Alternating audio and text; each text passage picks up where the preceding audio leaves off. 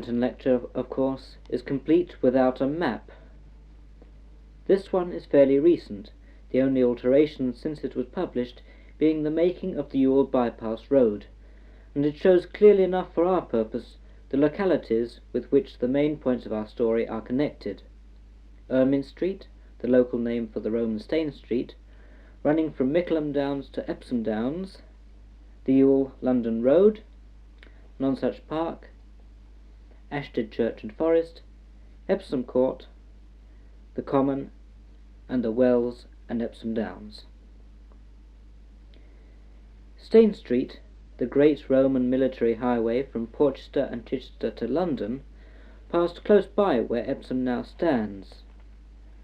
Further down in Sussex there are several stretches which can still be traced, and some centuries after the Romans had left Britain it was up Stane Street that Ethelwulf, King of Wessex, marched with his men against the marauding Danes in 851 AD, meeting them by Oakley in Surrey, to defeat them in the bloodiest battle ever fought on English soil.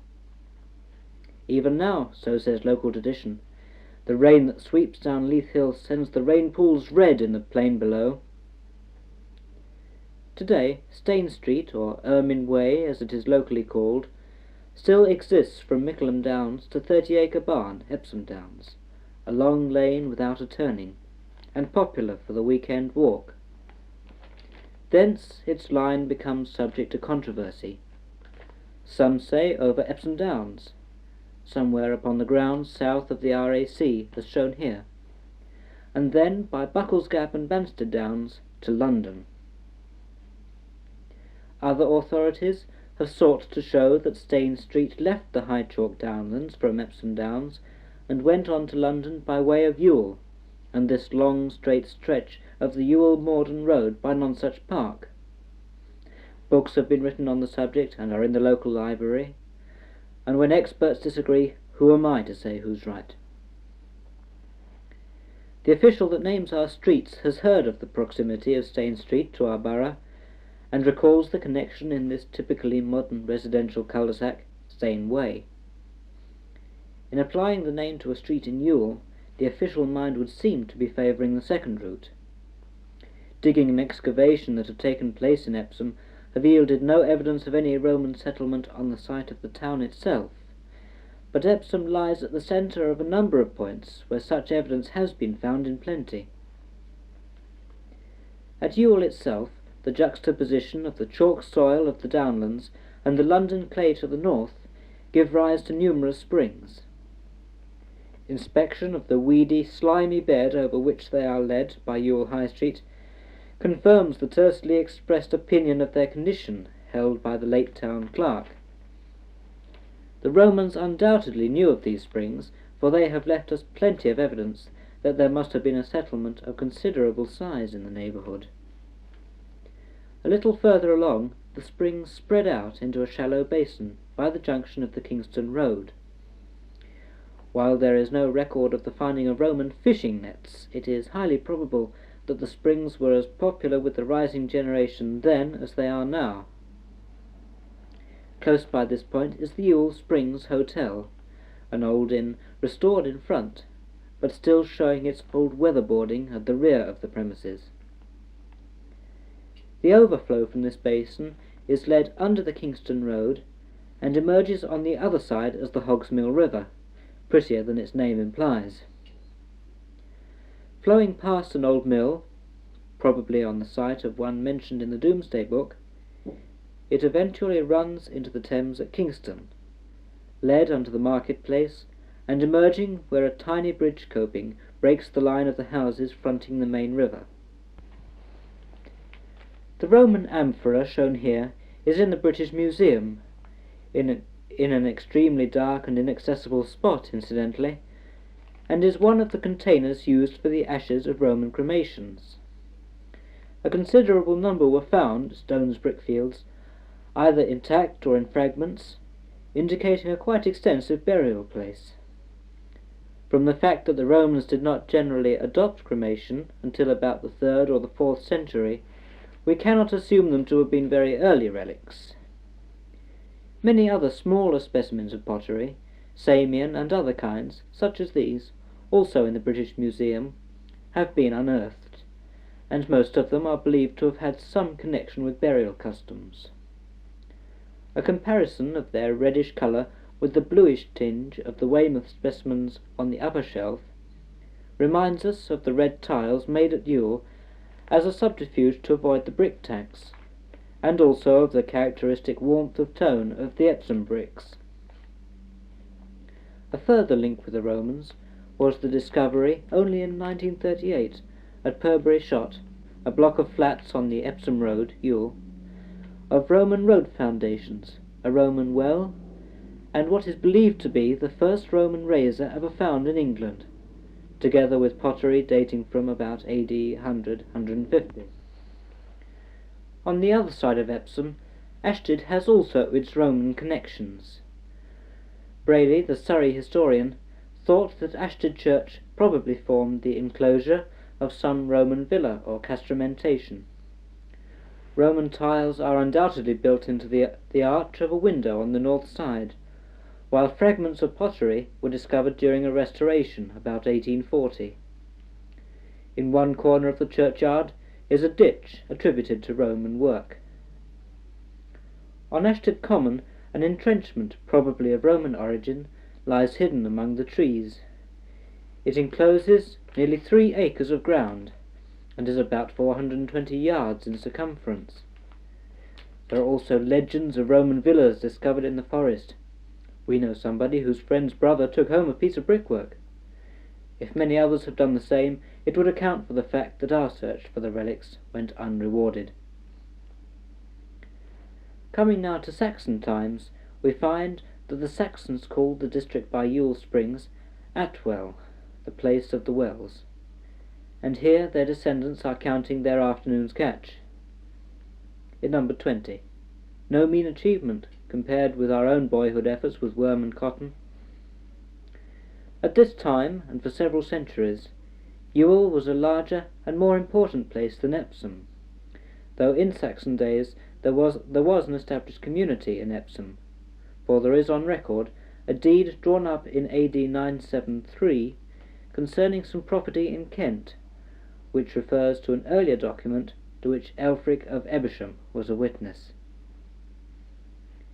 It has been suggested that the old name Evesham is derived from Ebba's Ham, that is, the place or dwelling of Ebba, Ebba being a Saxon feminine name. If there was once a palace of Ebba hereabouts, there are no remains, nor indeed any record of any having been found. Queen Elizabeth is supposed to have spent the night at the old court farmhouse, but that's another story. There was, it is true, once a queen of the South Saxons, who was named Ebba, and a Northumbrian princess afterwards canonized as Saint Ebba, but their connection, if any, with Epsom is, to say the least of it, obscure. The LCC has, however, adopted the legend for what it is worth, in naming one of the mental hospitals in the vicinity in honour of the saint. A more probable explanation is that the name comes from the Saxon word ebba, meaning to ebb and flow, and is a reference to an underground stream known as the Bourne River. Ebesham would mean the dwelling by the ebbing or stream, which within living memory has flooded the cellars of the Church Street houses and been a considerable nuisance to building contractors, who, in ignorance of its vagaries, omitted to include in their tenders the cost of pumping out the foundations of their buildings all the time work was in progress. When there were meadows at the junction of Church Street with the High Street, instead of the ornate garage and cinema here shown, they were regularly flooded when the Bourne River rose, but latterly the nuisance has been mitigated by pumping operations on the part of the Epsom waterworks. Under a grant from Edward the Confessor, the feudal manor of Evesham was one of many held by the powerful abbot of Chertsey, and Domesday Book records that William I confirmed the grant. It is believed that Woodcote Park, now the RAC Country Club, was the site of a monastic building of some kind in connection with the Chertsey Abbey. In the lowest foundations of the house are said to exist traces of Saxon masonry which would support the belief. In this connection, one story of Chertsey Abbey may be of interest. Long ago, one then abbot of Chertsey was a most personable figure, and amorously besieged by all the ladies of the neighbourhood. One such noble lady, whose blandishments he had so far successfully withstood, driven desperate by his lack of response, determined to waylay him on one of his journeys, and force his acquiescence to her affections. So, one day, when the abbot was making a lone journey on his mule, he found himself beset by a cohort of the lady's retainers, who sought to hale him into her presence. Seeing that the game was up, the abbot thereupon prayed that he might be made distasteful to the ladies, and in answer to his prayer his face became as black as any negro's, whereafter he became known as the Black Abbot of Chertsey, and was allowed to pursue his holy offices in peace. The stew ponds on Epsom Common, lying just off the Chessington Road, are attributed to the monks of the Woodcote Park establishment, and it is to their endeavours to maintain their supply of Friday fish that we owe the original stocking of these ponds, and probably also their existence. The upper stew pond, seen here, is now a popular resort in the summer for bathing, paddling and fishing, but it must be noted that most of the fishing is now done on Sunday and not on Thursday, as was the habit in the days of the old monks. The lower stew pond, pleasantly weedy and overgrown with water lilies, is also used to some extent for fishing and for the collection of aquatic small fry, for the stocking of garden ponds and pickle jars, and forms a picturesque spot in this comparatively riverless neighbourhood. Doubtless these stew ponds for many years were the source of supply of fresh fish for the rural community which existed at Epsom from Saxon times and onwards, under the care of the fisher, one of the trade or craft names that exist in present times as surnames. The manorial demesne of the manor of Evesham was situated at Epsom Court. The site, earlier of Court Farm, is now occupied by this block of flats. The inhabitants of the village lived in hovels in little narrow lanes grouped about the parish church, some distance from the site of the present High Street, which was not built until the 17th century. The map reproduces Evesham up to the 16th century, up to which time it was a rural community based on the feudal or manorial system derived from the Saxons and Normans. Few traces now remain of the Epsom of these early times beyond the parish church, of which I shall have something to say later. Roads such as we know did not exist. All the travelling world went a horseback, and cart roads were confined to local needs of carting produce. Carriage of goods from one town or parish to another was done by means of pack horses, and there exists a footpath, Riflebutts Alley, running southwards from the neighbourhood of the old village and the parish church, which is believed to be one of these old pack-horse trails.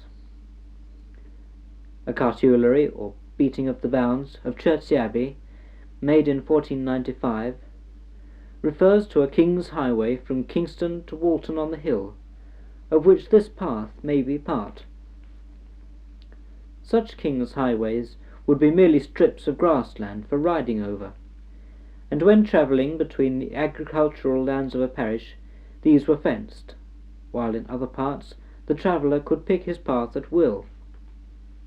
Thus, over Epsom and Walton Downs no fencing was used, but on entering the parish of Walton the highway is once more defined between hedgerow timber, and the way is still apparent, worn with the traffic of centuries almost into a trough, while the hedging has grown up and meets overhead, making in places a veritable tunnel.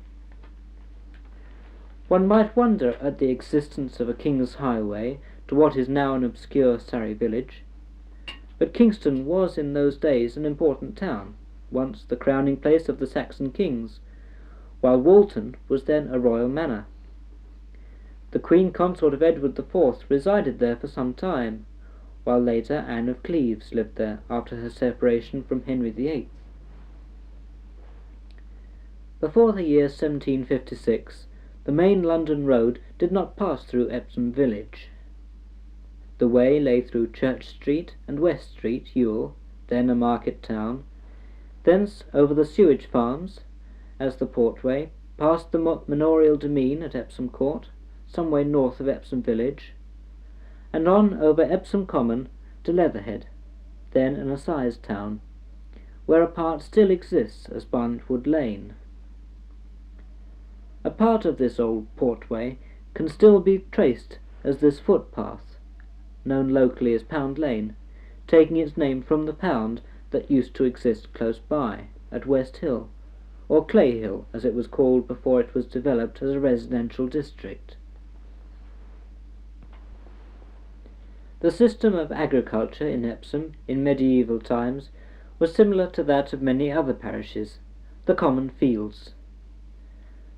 The divisions of these common fields were in Epsom known as shots, a fairly common name for such divisions, but not used in any of the neighbouring parishes.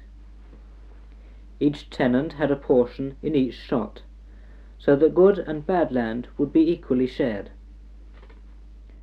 This plan reproduces the fields about the 17th or 18th century, when the town had moved to its present site, but before the construction of the Epsom to London road in its present position. A point of interest is the shot called Swathes, which was let in what was known as Swathes tenancy, that is, in strips the width of a scythe stroke. Note also the two pits shown here, which were the source of the lime used for dressing the fields. One is now the site of Pit Place by the parish church. From these common fields the inhabitants of the parish scratched a bare living with the primitive means at their disposal, most of them engaged in agriculture, with the usual medieval complement of specialists: fisher, warrener, weaver, smiths, Fuller, Webster, Haywood, Reeve, and others whose crafts have provided the surnames of their descendants. These common fields were not all finally enclosed until 1865, but few traces remain now, just one or two houses like this one, Dulshot House, named after the shot on which it stands. Under the manorial system, each community or parish formed a small self-contained unit, producing for their own requirements and suffering all the disadvantages that this state brought with it. The system was creaking badly when, in the middle of the 15th century, the development of the wool trade in southern England did much to bring the system to an end. Between the foot of Walton Downs and Headley lies this pathway, still known as the Sheep Walk. From its great width it was evidently designed for the movement of flocks of sheep, and it doubtless remains from this period, when the whole of the North Downs from Banstead to Godalming was one vast sheep-rearing ground and pasturage. The growth of this traffic in the next 100 years had a tremendous influence, contributing largely to the growth and prosperity of Epsom, which had its annual wool fair, for the sale of sheep and wool from the surrounding districts. It was held on the last Wednesday in June, and lasted into the 1870s. After the dissolution of the monasteries in 1538, Henry VIII sold the manor of Epsom to Sir Nicholas Carew, and this monarch in other ways was responsible for the initiation of great changes in the neighbourhood. In 1539, being attracted by the pleasant character of the surrounding country, he obtained the manor of Cuddington from Sir Richard de Coddington, and started to build a palace of a grandeur never before conceived. It involved the destruction of the village, manor house, and church of Cuddington, and was to be named Nonsuch Palace. Henry VIII died before it was completed. Edward VI had not the time, and Mary had not the money to finish the building. But this was undertaken by Henry, Earl of Arundel, as he said, "for the love and honour that I bear to my old master." Queen Elizabeth definitely did stay at the palace, and more than one night, for she visited it in 1567, 1569, and 1580, and subsequently purchased the palace and spent much of her time there. It was at Nonsuch Palace that Queen Elizabeth had her first break with the Earl of Essex, which culminated in his rebellion and led finally to his execution on Tower Hill. Detailed descriptions of the palace are on record, and Hoofnagel's engraving shows the place as it was in 1582. An entry in Pepys's diary in 1663 records a visit to the palace in the following terms: "We went through Nonsuch Park to the house, and there viewed as much as we could of the outside, and looked through the great gates, and found a noble court, and altogether a very noble house, and a delicate park about it." During the Great Plague in 1665, the office of the Exchequer was evacuated to Nonsuch Palace, and there housed until it was safe to return to London. This vast and splendid pile should be standing yet, as is Hampton Court, but all that remain are the foundations of the banqueting hall, which can be seen just off the Ewell bypass, on the high ground behind the ARP trenches. It was a structure of timber, compassed round with a brick wall, the four corners representing 4 half-moons, or fortified angles, of 3 stories high, and on every of the 4 corners a balcony placed for prospect. The palace survived the destruction wrought during the Commonwealth, and at the Restoration became again a royal residence, being required by Charles II from the various persons into whose hands it had fallen. Pepys visited it again in 1665, and refers to the house on the outside being filled with figures of stories, and good painting of Rubens or Holbein's doing, the posts and quarters in the walls covered with lead and gilded. He walked also in the ruined garden. For the ruin of the whole palace as well, we have to thank the prodigality of Charles II to Barbara Villiers, Lady Castlemaine, Duchess of Cleveland and Baroness Nonsuch, seen here with the infant Duke of Grafton. The story goes that the king lost the park and palace to her as the result of a wager on a horse race. Light come, light go, for the lady, always in need of ready money, found the estate expensive to maintain, sold off most of the park, pulled down the palace, and sold the fabric as building materials. For a reason which will emerge later, there was a great demand for building supplies in Epsom at this time, and much of the fabric was incorporated in the larger houses in the neighbourhood. What is now called Nonsuch Park represents but a tiny fraction of the original estate, which once extended as far as Worcester Park.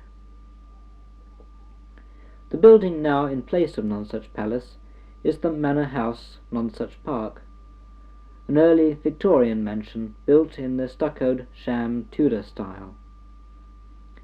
In 1937 the park and mansion were purchased by the corporation and opened to the public. It is now a pleasant place for walks or picnics, and the Manor House has a tea room where you can buy ices, refreshments, and minerals, as well as the essential nice cup of tea. Epsom itself owed its first period of fame to an animal of particular tastes. In 1618 a farmer, one Henry Wicker, noticed that his donkey refused to drink from a particular spring on Epsom Common. He noticed, too, that all the cattle grazing on the common always gave this spring a wide berth. The reporting of this observation led to inquiries, when it was found that the water had medicinal virtues. At first it was used locally for external application. Later it was accidentally drunk, and after an initial discomfort was found beneficial. In 1619, visiting physicians confirmed the discovery and recommended their patients to take the waters, found to contain sulphate of magnesia. The fame of the Epsom Spa gradually spread far and wide, being enclosed 2 years afterwards with sheds for the visiting invalids. Another 20 years, and visitors were coming from France and Germany. 20 years later, the court of Charles II was often transferred to the little rural village, bringing in its train a whole host of fashionable folk. For in Evelyn's diary occurs the entry for the 1st of September 1662, "Being invited by Lord Berkeley, I went to Durdens, Epsom, where dined His Majesty, Charles II, Queen Catherine, the Duke and Duchess of York, Prince Rupert, Prince Edward, and abundance of noblemen." In 1667 Pepys visited Epsom, arriving at 8 o'clock to the well, where much company, and I drank the water. They did not, but I did drink 4 pints.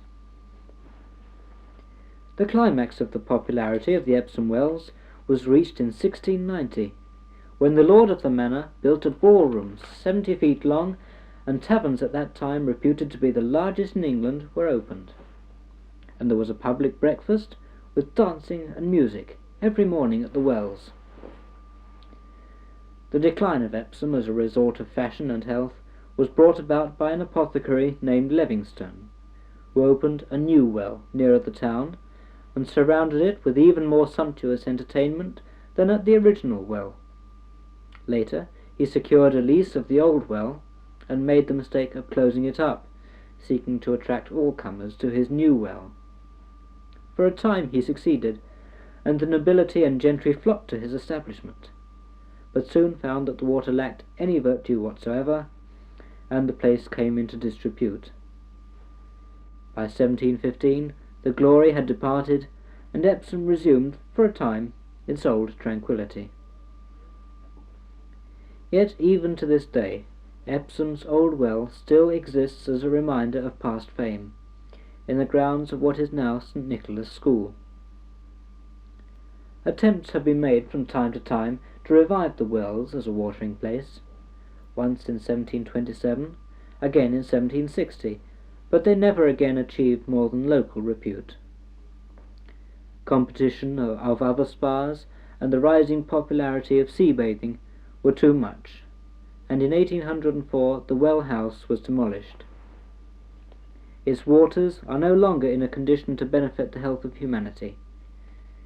During the war, a test was made to ascertain whether the water would be suitable as an alternative supply in the event of invasion or bombing interrupting the normal source, and it was found that it was impure and unfit for human consumption. Yet to the preparation sulphate of magnesia the old name of Epsom salts still clings, and Epsom must remain content with the mark its well has made in the British pharmacopoeia. During the 17th century and the growth of the popularity of the Epsom Wells, the town developed accordingly, the site moving from the old village by the parish church to the present line of the High Street further north. Many large houses were built in the district, often incorporating valuable materials taken from the dismantled Nonsuch Palace. The High Street on the present position was mainly built during this period, and many of these buildings are still standing. One of these, the New Inn at the western end of the High Street, was built in 1690, Epsom's most magnificent building, then reputed to be the largest inn in the country. On the first floor were the assembly rooms for music and dancing, where fashionable visitors met for gossip and gambling. Later the name was changed to Waterloo House, and the ground floor was converted into shops. 100 years ago, theatrical performances were occasionally given in the assembly room, and sometimes, on Sunday afternoons, cockfights were staged in the building. Another famous inn of even greater age still stands, the King's Head, now enlarged and modernized. It was then built round 3 sides of its coachyard, which was open to the street. The 2 sides, with their mellow old red-tiled roofs, are there yet, but the coachyard has been built over to form the main entrance, and the blue slate roof of the central portion shows where the addition has been made. The King's Head Shades, the small house on the right, is modern, but marks the site of the outhouse used to accommodate postilions and servants at very close quarters. The King's Head is older than the New Inn, for in 1667 Pepys records a visit to Epsom, to the King's Head, and hear that my Lord Buckhurst and Nelly are lodged at the next house, and Sir Charles Sedley with them, and keep a merry house. Nell Gwynn came, not to drink the waters, but to amuse herself. Lord Buckhurst had just persuaded her to give up acting for £100 a year and his company.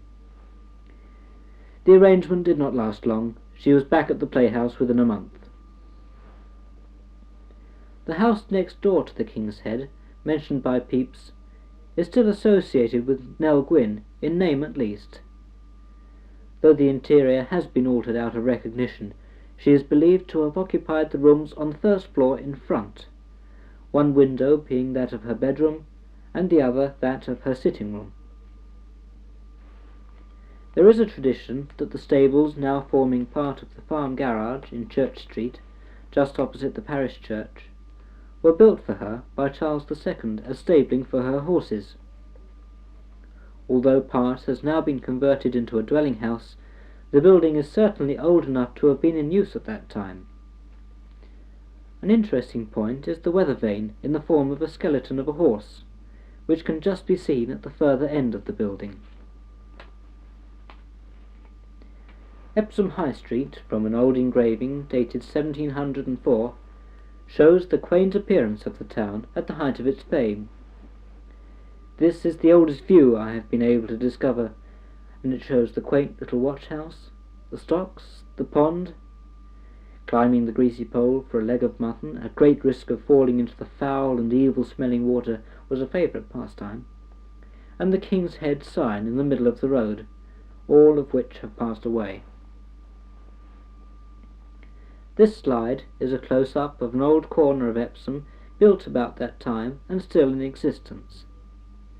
It is an example of the smaller dwellings, and has the weather-boarded upper part which is characteristic of the ordinary private houses.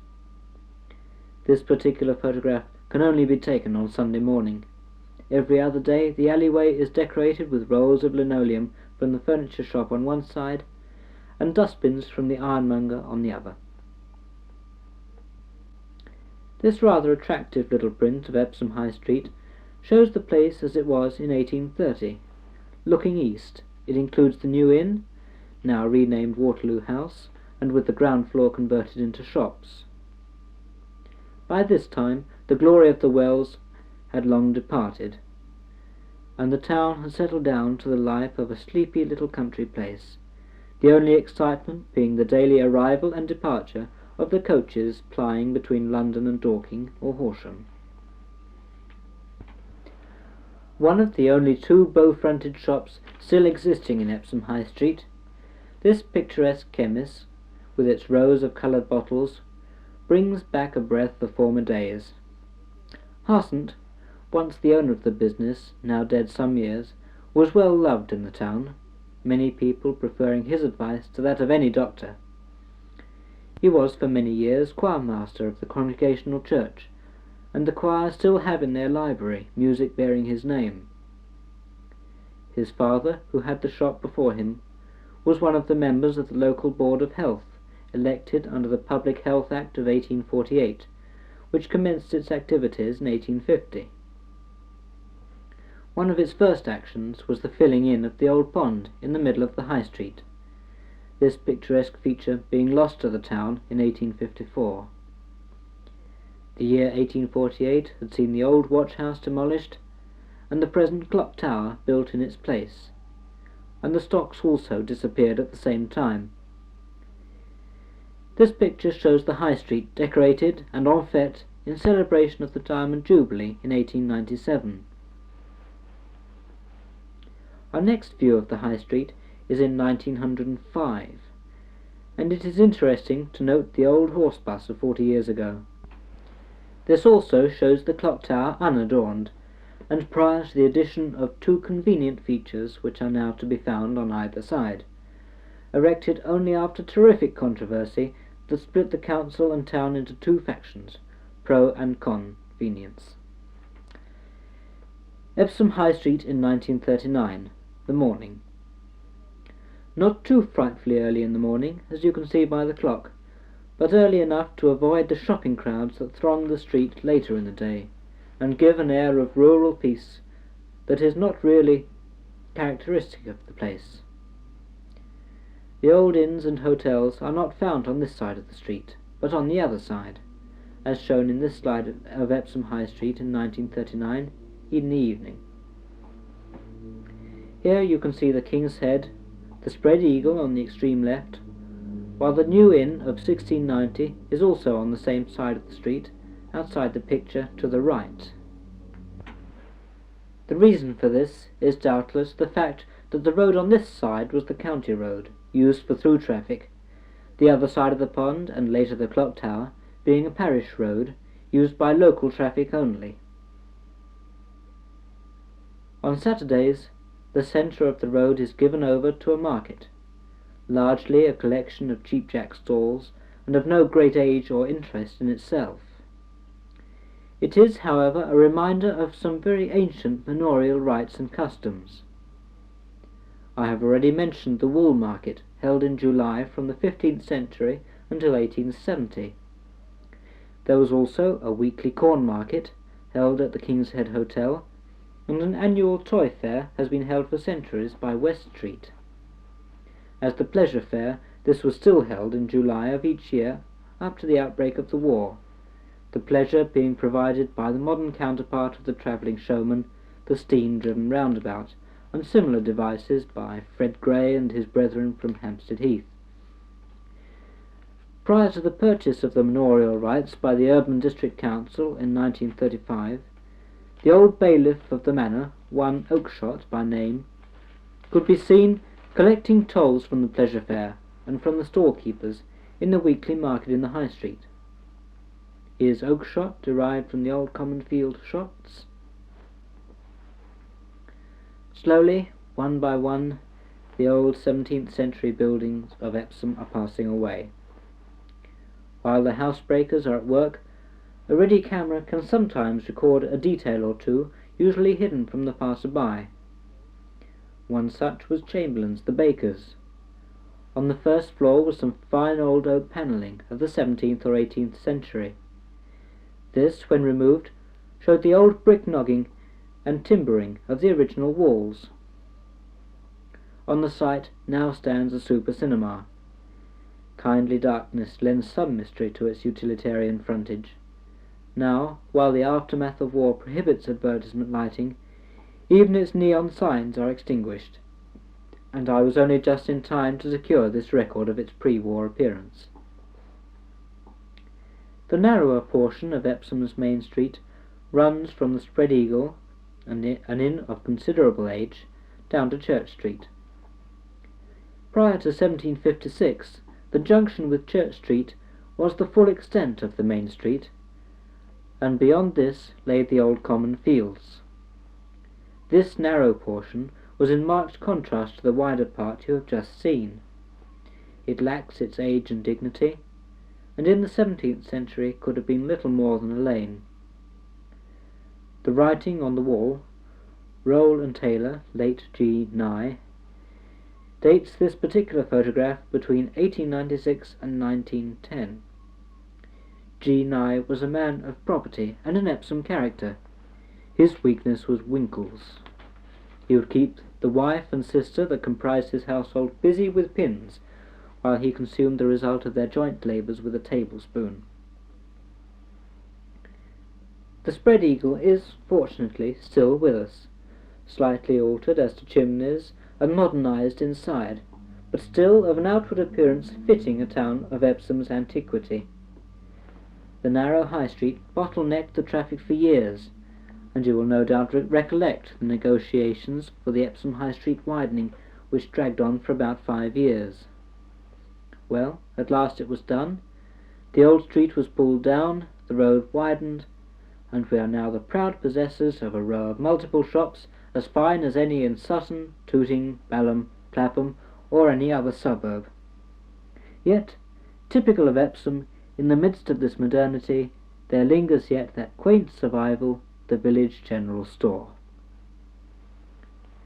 In 1756, the Epsom-Tooting Turnpike Road was constructed, and thereafter the London Road came through Epsom High Street. The old portway fell into disuse, and except for a few yards here and there, has disappeared. The tower of Epsom Parish Church of St. Martin dates back to the 11th century. They have a complete list of vicars and rectors from the 13th century. From Saxon times until the town was moved in the 17th century, the parish church was the geographical centre of the village, as well as the social, cultural, and religious centre, as was then customary throughout the kingdom. This engraving, published in 1807, when Surrey was spelt without an E, shows the old tower, and also an old nave and chancel, but as these seem to have been rebuilt or enlarged at various times, I do not know their actual period.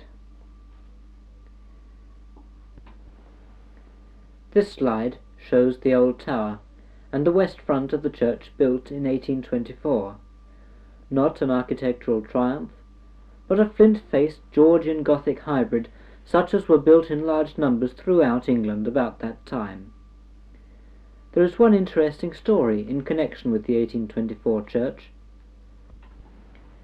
Prince Frederick of Wales, the father of George III, lived at the Durdens in Epsom for a time. While out walking one morning in the grounds, he encountered a tinker, had words with him, and came to blows. The prince was ignominiously defeated, but was magnanimous enough to raise an obelisk to the memory of the occurrence. This obelisk stood until 1824, when it was pulled down, and the stones were incorporated in the face of the church. In 1907, the 1824 nave was partly pulled down, and a much larger chancel was added, extending beyond the old foundations and encroaching on the churchyard. This led to the disturbance of several graves, amongst which was this one of one Charles Parkhurst. When opened, the leaden casing contained only dust, and the brick tomb was destroyed. The stone, however, was retained and placed in the floor of the church, in as nearly as possible its original position, where it can still be seen. The epitaph is quaint, and reads as follows: "Here lieth the carcass of honest Charles Parkhurst, who ne'er could dance or sing, but always was true to his sovereign lord the king, Charles I. Died December the 20th, 1704, aged 86. I believe the only example of the humorous epitaph to be found in Epsom. A very large key unlocks a very small door in a corner of the tower, disclosing a narrow spiral stairway, which leads, rather precipitously, to the belfry, where a peal of 8 bells has hung since about 1730. This tablet has pride of place amongst others recording later similar performances. It is hoped to raise enough money sometime to complete the whole church in accordance with the style of the last portion to be built in 1907. This will probably mean the destruction of the old tower, and so another landmark from the past may be lost. Opposite the west front of the parish church stands a quaint little survival, the old King's Head Inn, a relic of the 17th century and the days when the parson and the squire adjourned after morning worship to quench the thirst after righteousness. The interior, which I have been fortunate enough to inspect at someone else's expense, retains its old-world appearance, and it is a rendezvous of the stable lads of 1 or 2 training stables nearby, for whose benefit an interesting collection of old racing prints hang round the walls of the bars. The fine open approach adds much to the appearance of the parish church. It has not always been so fortunate in this respect, for up to 1925 this space was occupied by, of all things, a brewery. Adjoining the church is Pitt Place, a large house built on one of the old chalk pits shown on the map earlier in the lecture. The stone lion on the right of the picture is supposed to have come from Nonsuch Palace, as Pitt Place was built largely of material brought from the Earl of Berkeley's house, the Durdens, which was one of those that drew largely on Nonsuch Palace for supplies. There are rumours of smugglers' underground passages connecting Pitt Place with the Durdens at one time. Here is Pitt Place from an engraving published in 1816. The bow window on the left was added at the suggestion of Mrs. Fitzherbert, the wife of George IV. She lived for a time in Epsom. The house has a bedroom in which the wicked Earl Littleton died in 1779 in strange circumstances. He dreamt that there appeared to him a woman in white apparel, whom he recognized as the mother of 3 sisters whom he had seduced, and who said to him, "Prepare to die, you will not exist 3 days." And, believe it or not, on the 3rd night Lord Littleton was found in bed in a fit from which he died. It is further stated that the mother of the 3 sisters died of grief at the precise moment of her appearance to Lord Littleton in his dream. I have referred earlier to Woodcote Park, now the RAC Golf Club. The present house is similar, except as to colour, to an earlier building on the site, which was destroyed by fire some years ago. The older house was built on the old Saxon foundations by Richard Evelyn, the brother of John Evelyn of Wootton, the 17th century diarist, and much of the decorative work, by Verrio and Grinling Gibbons, was carried out at John Evelyn's suggestion. This slide shows the house built by Richard Evelyn, and is from an engraving published in 1816. There are many references in John Evelyn's diary to visits to his brother, among them the following, dated the 16th of August 1648. "I went to Woodcote to the wedding of my brother Richard. The coach in which the bride and the bridegroom were was overturned in coming home, but no harm was done them." The estate adjoining Woodcote Park is that of Woodcote House, the home of the Northey family. The slide shows the lodge and entrance gates, as the house itself is a Victorian cement stucco and is not really picturesque, but it is interesting as having been the home of Sir Edward Northey, Attorney General in the reigns of Queen Anne, William III and George I.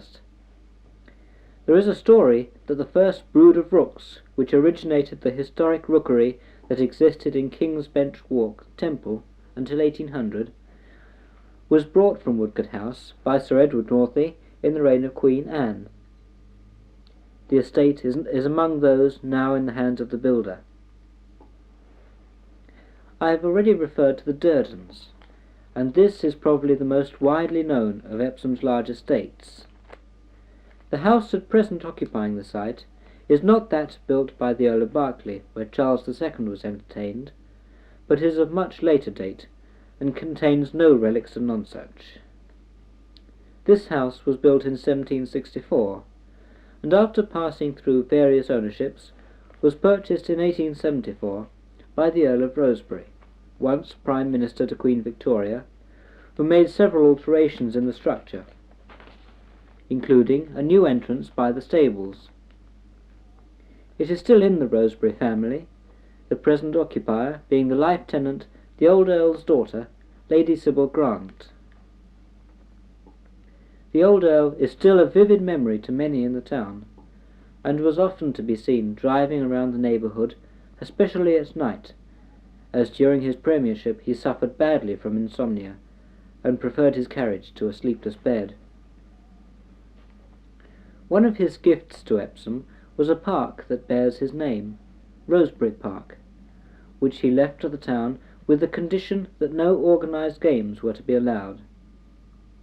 The bandstand, however, was purchased by the council from Wembley when the British Empire Exhibition of 1928 was dismantled. The price was £5 transport and re-erection extra. This has recently been taken down, but the council had a pretty good £5 worth out of it. In addition to the common and the downs, Epsom still possesses one rural spot, Woodcote Green. It is common land, and its title deeds repose in the parish church. It is fast being built round, but should be safe to remain an oasis of green in the fast encroaching desert of bricks and mortar. Opposite the pond still survive some of the picturesque old weather-boarded cottages, once so common but now very rare in the borough. These, in fact, have been scheduled for demolition at an early date, to make way for extensions to the county hospital. As a contrast to these cottages, types of a departing beauty, I have put in one of the best type of modern houses, in Woodcote Park, as an example to show that everything modern is not ugly. Another of the Epsom churches that has something of a history is the Congregational, which lies back from Church Street. The present building was put up in 1905, replacing an older building, while the community was first formed as the Independents in 1688. Tradition has it that the pulpit was occasionally occupied by Dr. Isaac Watts, the hymn writer, who lived from 1674 to 1748, when he was visiting his former pupil, Sir John Hartop, an Epsom resident. Perhaps the best known of the Congregational ministers was Dr. John Harris, who began his ministerial career at Epsom in 1825. He became a notable man and chairman of the Congregational Union in 1852.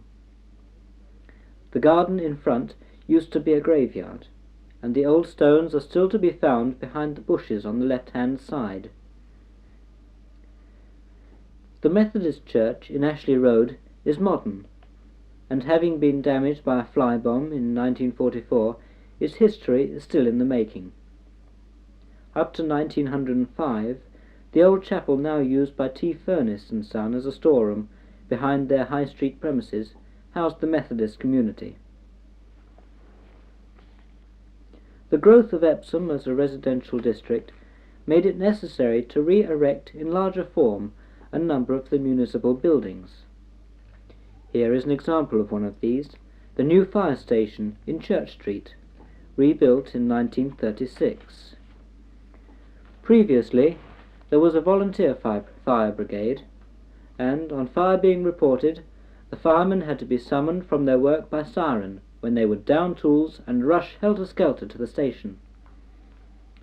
Since the enlargement of the area served by the brigade, this delay could no longer be tolerated, and a resident whole-time brigade is now ready for any emergency.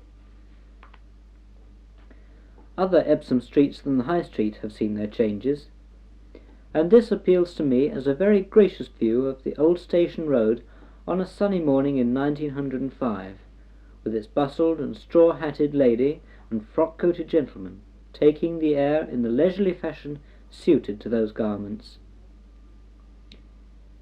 In marked contrast is this automobilious scene of the same street in 1939 under its new name, Upper High Street. The old station road was so called from the station, then served by the London, Brighton and South Coast Railway, days of leisurely and slow-starting steam trains. The railway first came here in 1848, a branch line from Croydon that terminated at Epsom, and at this time the old picturesque stagecoaches commenced to disappear. For some time after the advent of taxicabs, the old horse growlers were permitted to stand in the station approach, while the taxis were compelled to await their fares in the road. Even this concession, however, did not prevent their gradual passing away. Now the old station is closed and deserted, its roof peeping forlornly over the top of a sugar-coated little row of lock-up shops. Even the name of its street taken from it, while we are whisked up to town at the rate of 16 miles in 40 minutes, average 24 miles per hour by Southern Electric, from the new station in the middle of the town.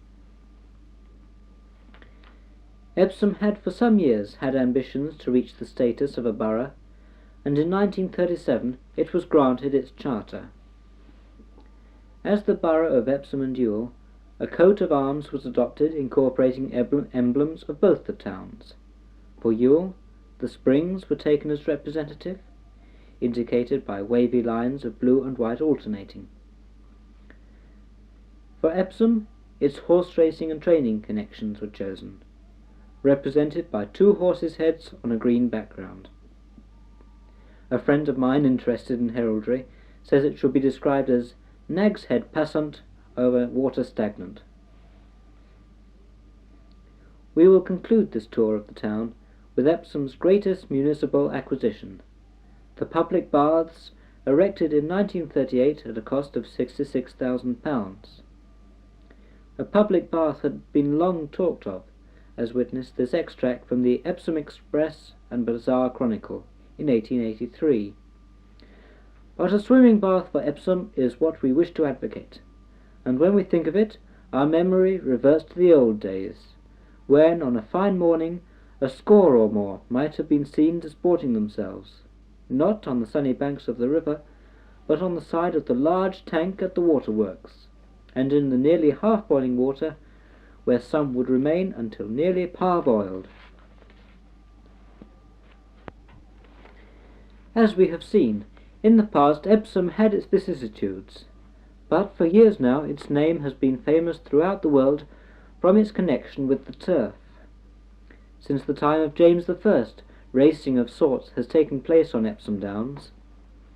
By Epsom Downs once lived the most famous of all racehorses, Eclipse. He was born in 1764 and acquired by Mr. or Colonel Dennis O'Kelly, who had two training establishments in Epsom. Carrying 12 stone, Eclipse once ran 4 miles in 8 minutes, and with this weight he won no less than 11 King's Plates. He was never beaten, either with the whip or by another horse, but his name does not figure on the immortal list of Derby winners, as his racing days were over before this race was instituted. But he sired over 100 winners of the race.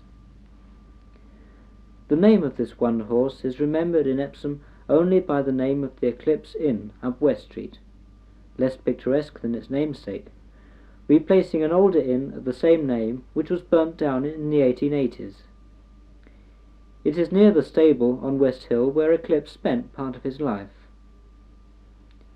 A link with his owner, Colonel O'Kelly, still exists, however, in another of his training stables, which remains in much of its original state on the edge of the racecourse, Downs House, sometimes known as Sherwood's Kennels. O'Kelly was a romantic figure. Said to have been originally a footman, he gained the patronage of a lady of wealth, gambled away most of her fortune. Striking lucky with her last £100, his fortune changed. He went on to make vast sums on the turf, acquiring no less than 3 training stables, 2 in Epsom and another in North London, and he was known to have entertained royalty at his house on Clay Hill, as West Hill used to be called. The Oaks was founded in 1779, when a party of sporting gentlemen, guests of Lord Derby at his seat near Banstead, Lambert's Oaks, sitting over their wine after dinner, pledged each other in support of a race for 3-year-old fillies, to be run every year on Epsom Downs. To compliment the host whose hospitality they enjoyed, they named the race after his house, the Oaks. Meeting the following year at the same place, they founded a race for 3-year-old colts and fillies, which again, after their host, they named the Derby, first run in 1780 on the old course by the rifle butts, somewhat nearer the town than the present course. Both the rifle butts and the old course have disappeared, But the Derby and the Oaks have grown into the thoughts of tens of thousands, even of people who take no interest in racing at any other time. The first Derby was won by Sir C. Bunbury's Diomede, but in 1781 it was carried off by Young Eclipse, and in 1784 by Sargent, both these horses being sons of the famous Old Eclipse, and both owned by O'Kelly. As time went on, and road communications improved, perhaps owing to its accessibility from London, the Derby gradually became popular with the masses. As the racing crowds grew, so the spectacle became more and more colourful, in 1858 attracting the brush of that great portrayer of mid-Victorian life, W.P. Frith, whose famous picture, The Derby Day, hangs in the National Gallery. Since then, costumes, manners, methods of transport, all have changed, but the crowds, though bigger today, remain in spirit the same. This engraving of Derby Day, which illustrates Brayley's History of Surrey, represents about the same period, and is interesting for the fact that the name on the notice board by the tent, possibly too faint to be read on the screen, but just visible in the original, is that of Dorling, a name connected to this day with the Grandstand Association. Talking of grandstands, most of the large number here are temporary structures, but the old grandstand shown here, which preceded the present structure, was built in 1828 and 29 at a cost of £20,000 on 1 acre of ground granted by the lord of the manor for the purpose. The original building was subsequently enlarged on 2 occasions. This photograph was taken on a rather notable occasion, that of the aerial derby of 1913. The old Blériot monoplane passing the grandstand makes a quaint contrast with their modern counterparts, of which we have seen more than enough for recent years.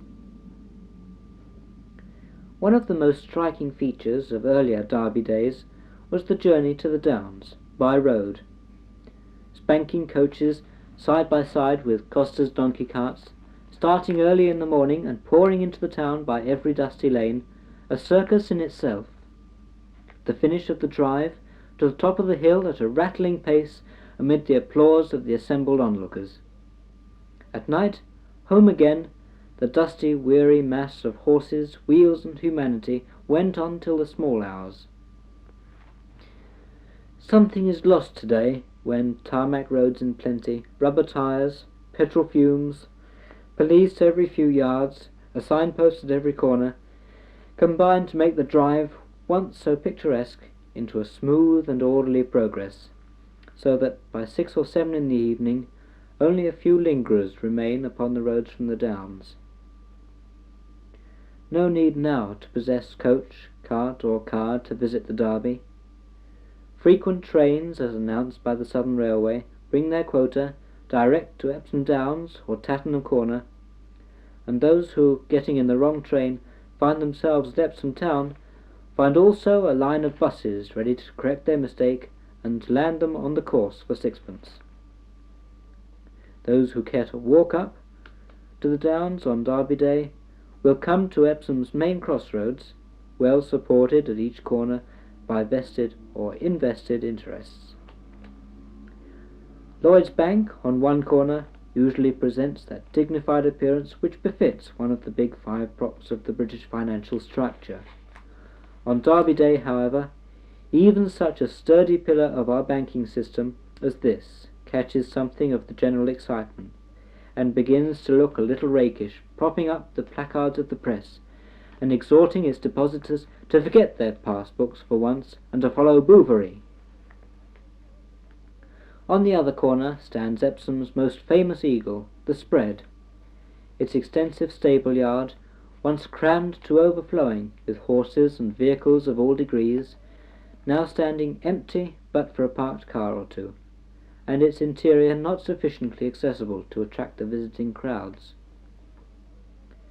Across the road, however, a hostelry more inviting to the proletariat is already doing a roaring trade, and sellers of the official race card 6pence waylay the wayfarer and pester the pedestrian, with all the runners and jockeys and the complete programme of the day's sport. Already those who ply their trade wherever crowds gather are on the job, and the busker is reaping his harvest from the thronging bars, charming their ears with his lively rendering of the Lambeth Walk on quite the largest mouth organ we have ever seen. Joining in the applause that greets his efforts, and with the strains of the encore fading on our ears, we leave the jostling pavements and turn off through Rosebery Park, the gift of the old Earl of Rosebery to Epsom. Here is comparative quiet, and seeking the shade of the overhanging willows, small boys sail their boats, utterly indifferent to fortunes won and lost on the turf. Through the park and along Madden's Walk, named from the Reverend Martin Madden, who lived at Woodcote End House from 1780 to 1790, after his career as a preacher had been closed by the misunderstanding of his motives in writing Thelipthera, a treatise on the quaint subject of the ruin of women. Using his influence to stop illegal games in the town during race week, he was unpopular with the townspeople, who burned him in effigy in the High Street. At the corner of Chalk Lane stands the Ladus, a public house named after Lord Rosebery's Derby winner of 1894, who lies buried in the grounds of the Durdens, side by side with the Earl's two other successors in the Derby, Sir Visto of 1895 and Cicero, the winner in 1905. Close by this point are clustered some relics of an older Epsom, picturesque weather-boarded cottages with lattice windows, which we shall sorely miss when progress condemns them to make way for new houses, temporary or permanent. Further along Chalk Lane we pass the Amato Inn, built about 20 years ago in a style closely resembling the previous Amato Inn on the same site, which was destroyed by fire. In a corner of the forecourt is still treasured a well-head reminiscent of that which once stood before the previous building. Before 1838 this inn was called the Hare and Hounds, but the name was changed to Amato after the Derby winner of that year, shown in this engraving, one of the illustrations of a then-current sporting periodical. Continuing up Chalk Lane, we catch a glimpse of the Durdens, similar to the old engraving shown earlier in this lecture. And so, up the hill, under the welcome shade of the overhanging trees that make this road one of the most picturesque still remaining to us. A pause for breath gives us the opportunity for a chat with a cheery old fellow bent on business, who told us that he hadn't missed a Derby for 30 years, and that his picture would be worth money to us for the papers. He wanted to sell us a tortoise for 6pence, but we gave him 6pence not to sell us one, and think we had the best of the bargain. On again, and at last we neared the top, resisting the temptation to tell our friends that the horses in the picture are race horses. One might tremble to think what would happen to the stable lad who rode his charge up Chalk Lane just before his race. And now the distant murmur of the throng catches our ears as we reach the downs and thread our way over to the hill, packed with booths of all descriptions and swarming with sightseers, hucksters, pedlars, punters, and all the 1,001 types of humanity that go to make up a Derby race meeting. To see anything of horses, it is desirable to get to the course early, take up a position by the rails, and to stay there all day. Failing this, there is much of interest in strolling about between events and studying the mixture that goes to make up the crowd. The tipster is not so much in evidence of late years. Perhaps the competition of the lunch edition of the evening papers has proved too much for him. Where once one could listen every few yards to the gentleman in topper and morning coat who had just come from the paddock where he had had the tip straight from the horse's mouth, one now has difficulty in finding the real professional tipster. There is one notable exception, however. A well-known figure on every course, Prince Ras Monolulu, still flaunts his picturesque grey cloak, embroidered with his slogan, "I've got a horse," and can keep his crowds in the best of spirits with his jokes and patter, some of which I remember but could not repeat. His black face and habit of standing with his back to the sun make colour snaps of him in action pretty difficult. This might be called a coloured study in black and white. It is, anyway, a fairly typical cross-section of the people on the Downs on Derby Day. We were not the only photographer there, obviously, while there are also the seedy negro hoping to turn a penny, honest or otherwise, the tramp, the horsey gentleman, and a background of the general public, bent on holiday and sticking like grim death to their hardly won place by the rails. For those whose interest is less exclusively equine, all the fun of the fair can be found on another part of the Downs, where Fred Grey and his brethren from Hampstead Heath congregate in great numbers, with their blaring roundabouts, boat swings, helter-skelters, the striptease act, regularly stopped by the police after they have seen it through, and all the usual side-shows where a good time can be had by all, at a really extraordinary expenditure in loose change, which melts away miraculously, and gives to the few lucky ones little more than the humble coconut, which may or may not be all milky. True, they will always exchange bad nuts, but one seldom examines the interior of the prize before getting it home, and by then it's really too late to bother about it.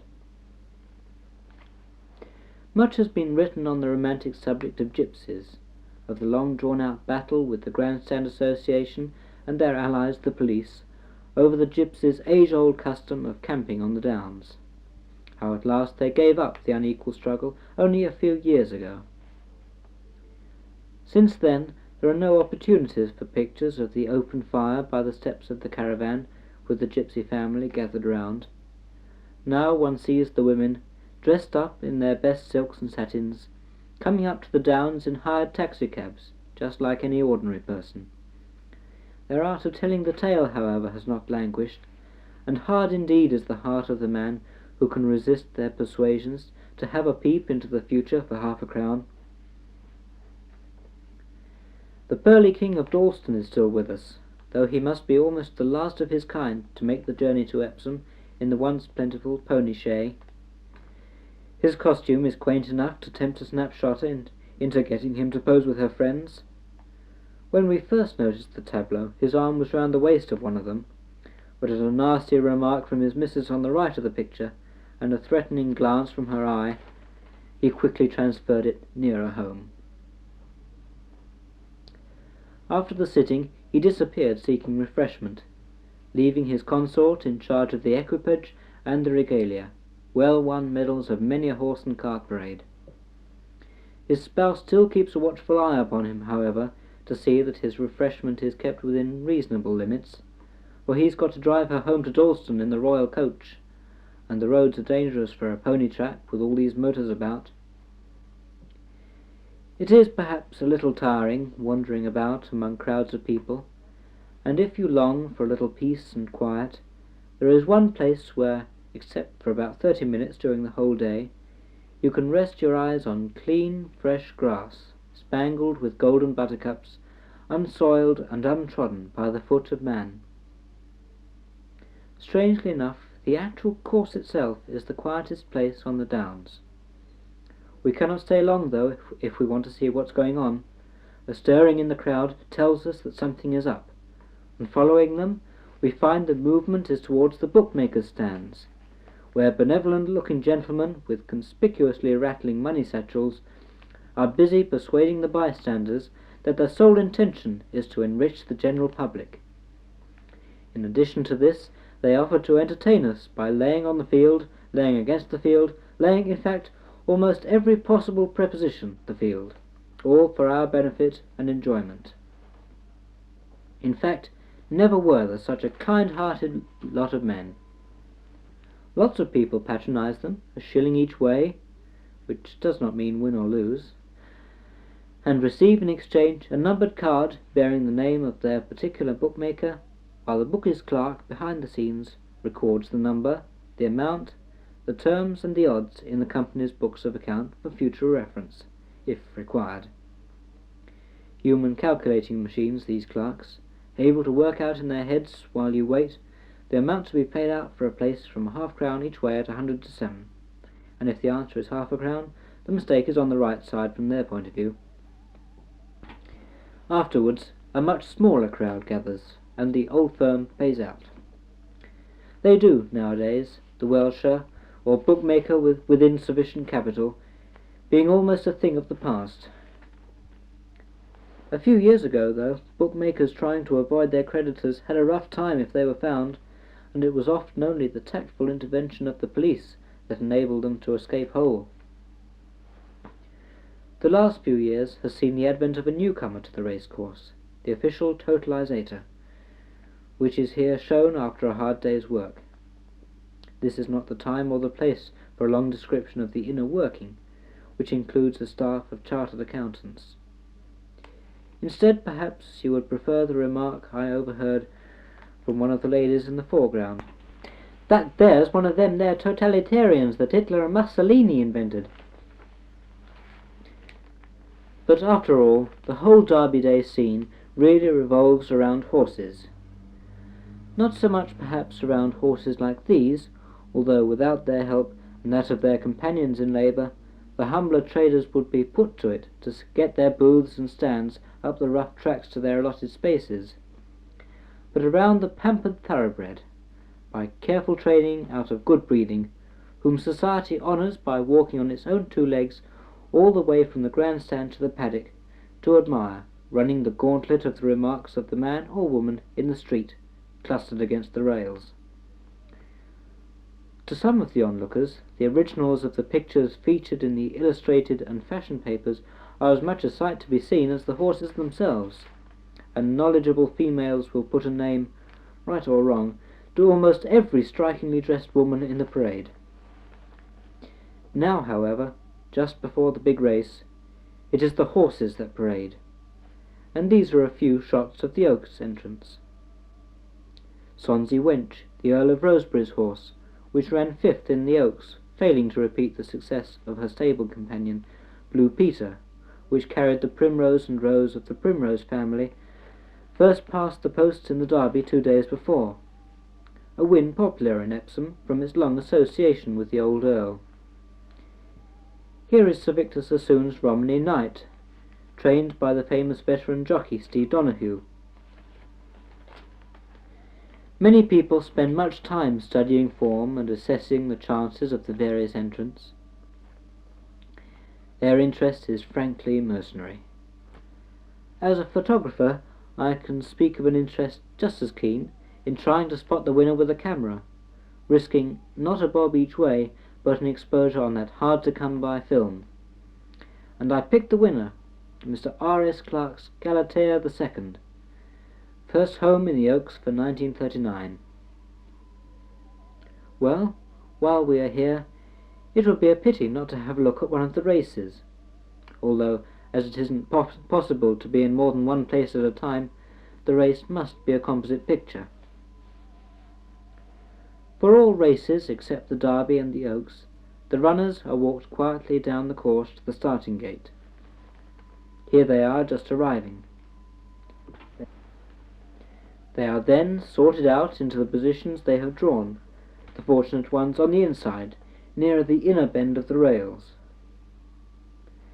This done, the word is given to walk forward, the more impatient shouted at to wait for the others to get into line with them, and when all are about level in their line, the starter releases the spring which flicks up the starting gate, and the line of horses flashes into a gallop, while from the lips of the thousands of onlookers the cry, "They're off!"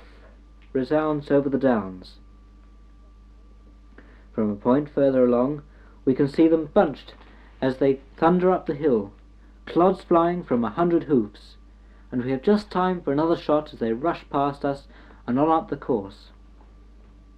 Nearing the post, the leading jockey looks round anxiously to gauge his chances of keeping the lead, and had Gilbert and Sullivan written of jockeys instead of policemen, their refrain might well have been, "The jockey's seat is not a happy one." So we have seen our race, and may pause to meditate upon the trail of disappointed hopes that marks the path of the unlucky punter. We cannot refrain from drawing a moral, for on Epsom Downs the lord and the commoner are equal. Champagne and oysters sit down beside stout and cockles, the aristocrat, Veuve Clicquot, and the humble Guinness. Though while alive they were parted, in death they are side by side. So, like little Bo Peep's flock, the crowd goes home, leaving their tails behind them. The walrus and the carpenter were talking of their luck, but wept like anything to see such quantities of muck. If this were only cleared away, they said, it would be grand. If 7 maids with 7 mops were to take the job in hand, do you suppose, the walrus said, that they would sweep it clear? I fear not, said the carpenter, and shed a bitter tear. And so, ladies and gentlemen, Epsom past and Epsom present bid you farewell.